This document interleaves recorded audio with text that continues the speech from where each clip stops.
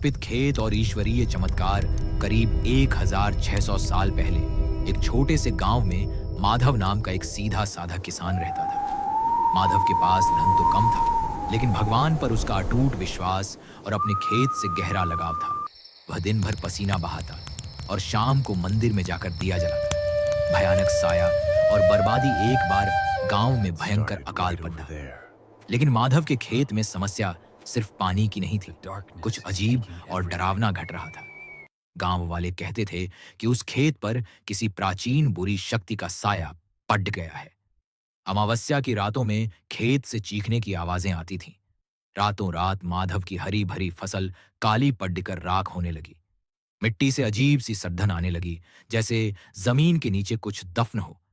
देखते ही देखते माधव का घर और खेत पूरी तरह उजड़ गया। वह दाने दाने को मोहताज हो गया, लेकिन उसने प्रार्थना करना नहीं छोड़ा।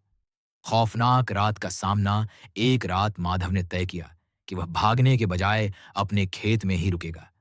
रात के दूसरे पहर में उसने देखा कि जमीन फटने लगी और एक विशाल काला धुआं उभरने लगा। वह साया माधव की ओर बढ़ा। उसकी आंखें अंगारे जैसी लाल थीं। डर के मारे माधव के हाथ पांव फूल गए, पर उसने आंखें बंद की और पूरी शक्ति से भगवान का नाम पुकारा। जैसे ही वह साया माधव को छूने वाला था, अचानक आसमान से एक दिव्य गूंज सुनाई दी।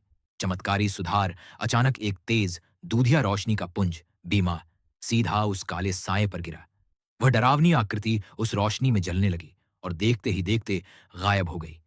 माधव ने देखा कि जहां जहां वह दिव्य रोशनी पडी डी डी रही थी, वहां की सूखी और काली पडी डी चुकी जमीन फिर से नर्म और उपजाऊ हो गई। अंतिम परिणाम। अगली सुबह जब गांव वाले खेत पर पहुंचे तो वे दंग रह गए। जो खेत कल तक एक श्मशान जैसा दिख रहा था, वहां रातों रात पकी हुई सुनहरी फसल लहला रही थी। सूखे कुएं में निर्मल जल भर गया था। माधव की गरीबी और डर दोनों खत्म हो चुके थे। सब समझ गए कि यह कोई साधारण घटना नहीं, बल्कि माधव की सच्ची भक्ति का चमत्कार था। भगवान ने न केवल उसका खेत ठीक किया, बल्कि उसे पहले से भी ज्यादा संपन्न बना दिया।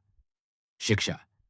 जब बुराई अपनी चरम सीमा पर होती है, तब ईश्वरीय शक्ति का चमत्कार ही मनुष्य के धैर्य और विश्वास का फल बनता है।